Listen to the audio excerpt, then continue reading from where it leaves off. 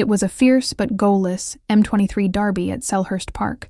Crystal Palace and Brighton shared the spoils in an end-to-end Premier League clash that somehow ended 0-0. First half. Both sides started brightly.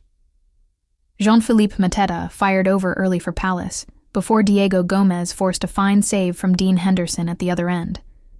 Ismaila Sarr's low strike was well pushed away by Bart Verbruggen, but Brighton should have led on the stroke of half-time when Yankuba Minteh blazed wide from close range after a lightning break. At half-time it was still goalless, but only because of wasted chances from both teams. Second half. Palace came flying out after the restart. Sarr twisted and turned in the box but couldn't finish, and Jaydee Canvot sent the rebound wide. Moments later, Brighton thought they had a penalty when Georginio Rutter went down under pressure from Jaydee Canvot.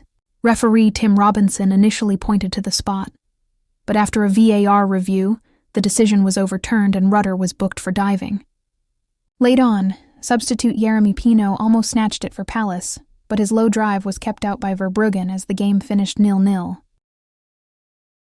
Despite no goals, there was plenty to admire.